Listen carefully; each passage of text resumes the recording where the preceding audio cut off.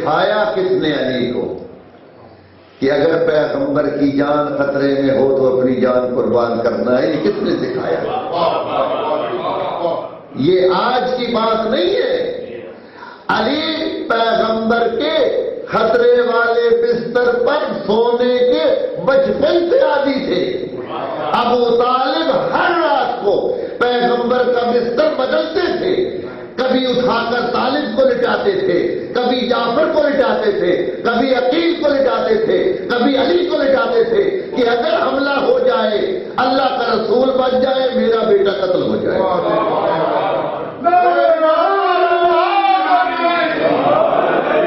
تو یہ ابو طالب کون ہے کہ جو اسلام پر اس قدر قربانیاں دے رہے ہیں کہ اپنے بیٹوں کی پرواہ نہیں کر رہے؟ یہ ابو طالب وہ ہے کہ جن کی گود کو خدا نے پیغمبر کے لیے اپنی امان قرار دیا ہے، اور ارشاد ہوا علم یجد کا یتیمن فآوا، اے پیغمبر ہم نے آپ کو یتیم پایا اور ہم نے آپ کو پناہ دی۔ تو حضرت ابو طالب کی پناہ اللہ کی پناہ ہے۔ اور آج دشمنان علی اور حضرت کے دشمن جو ہیں وہ علی سے تو کوئی بدلہ نہ لے سکے، علی کے اندر تو کوئی نقص نہ نکال سکے، تو یہ بہانہ بنا کر حضرت علی کو تنگ کرنے کے لیے اور اذیت دینے کے لیے کہ علی کے باپ مسلمان ہی نہیں تھے۔ ایک دفعہ دو لوگوں نے حضرت علی سے کہا، میں ان کا نام نہیں لیتا، یا علی ابو فی النار، آپ کے بابا جہنم میں ہیں، آپ کے بابا جہنم میں جائیں گے۔ دو مرتبہ علی نے سن لیا۔ جب اس نے تیسری دفعہ کہا، غصے سے مڑ کر دیکھا اور مولا نے کہا انا قسیم النار والجنہ،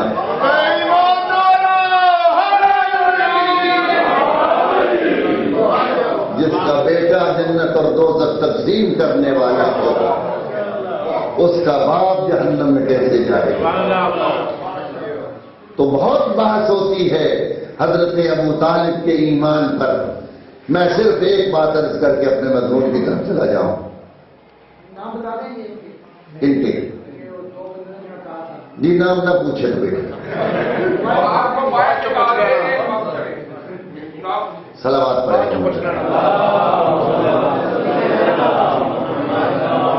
وہ بندے ویسے آج بھی موجود ہیں، تو پرانوں کو چھوڑ دیں، جو آج کہہ رہے ہیں ان کو پکڑ لیتے ہیں۔ چنانچہ میں عرض یہ کروں آپ کو کہ اسلام کا یہ قانون ہے کہ اگر میاں بیوی میں سے ایک کافر ہو جائے تو ان کا نکاح ٹوٹ جاتا ہے۔ ایک دلیل دوں آج میں آپ کو حضرت ابو طالب کے ایمان، یعنی اگر دونوں میں سے ایک کافر ہو جائے تو طلاق کی ضرورت نہیں ہے، آٹومیٹیکلی طلاق ہو جائے گی۔ چنانچہ جتنے لوگوں نے کلمہ پڑھا مکے میں، اگر مرد مسلمان ہو گیا اور بیوی نہ ہوئی تو حضور نے مردوں سے یہ کہا کہ تمہارا نکاح ٹوٹ گیا ہے، اب وہ تمہاری بیوی نہیں ہے۔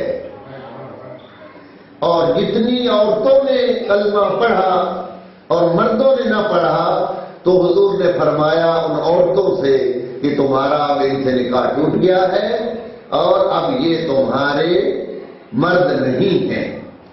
حتیٰ کہ خود حضور نے جو جناب خدیجۃ الکبریٰ کی بہن حضرت حالہ کی بیٹیاں تھیں اور جو حضور کے گھر میں جنہوں نے پرورش پائی تھی، وہ حضور کے چچا ابو لہب کے دو بیٹوں کے ساتھ ان کا نکاح ہوا تھا۔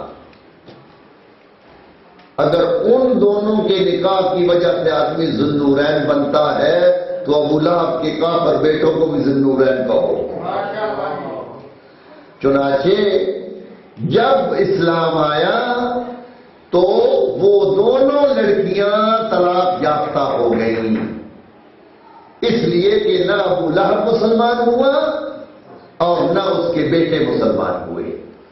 تو یہ ہے اسلام کا اصول کہ اگر ایک دونوں میں سے مسلمان ہو جائے تو دوسرے کے نہ ہونے کی وجہ سے نکاح ٹوٹ جاتا ہے۔ اب تمام مسلمان اس بات پر متفق ہیں کہ جناب فاطمہ بنت اسد جو ہے حضرت علی کی والدہ جناب ابو طالب کی بیوی وہ مسلمان تھیں۔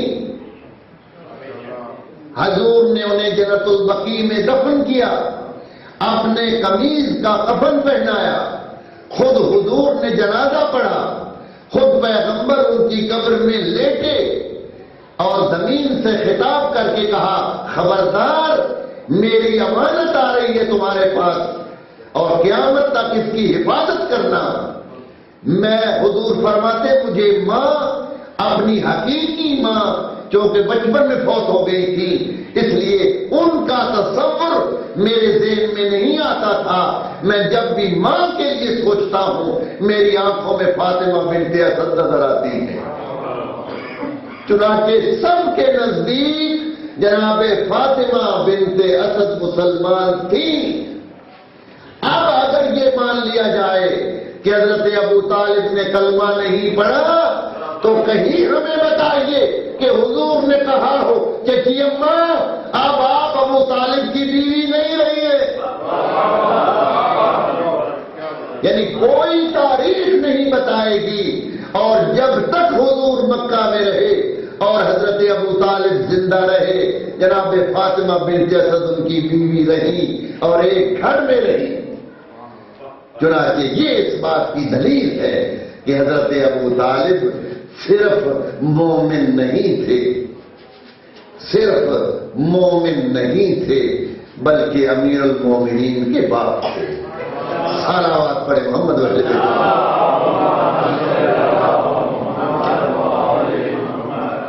تو اب جو ہے جو گزارش میں کر رہا تھا کہ حضور نے فرمایا کہ یا علی میرے بستر پر سو جاؤ موت کا خطرہ ہے، تو جہاں جان دینی ہو وہاں جان بچانا حرام ہے اور جہاں جان بچانا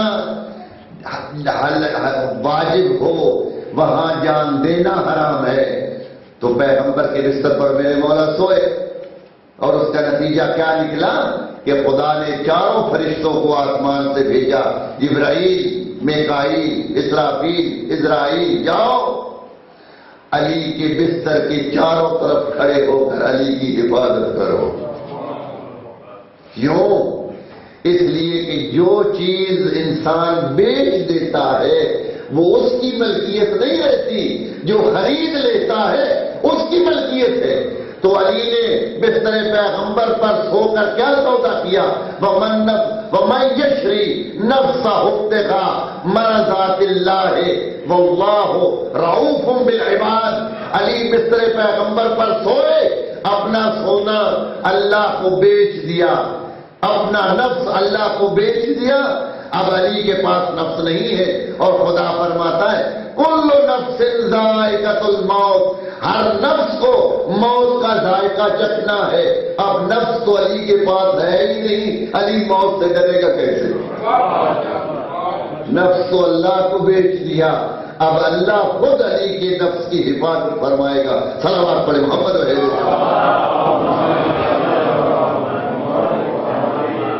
چنانچہ مال خدا کی خوشنودی کے لیے استعمال ہو، حلال طریقے سے لیا جائے، حلال طریقے پر صرف ہو، جان کی حفاظت کی جائے اور زندگی جو ہے خدا کی فرما برداری میں گزاری جائے، اور اسی طرح اعمال جو ہیں وہ خدا کی خوشنودی کے لیے کیے جائیں تاکہ انسان کا انجام بہتر ہو جائے۔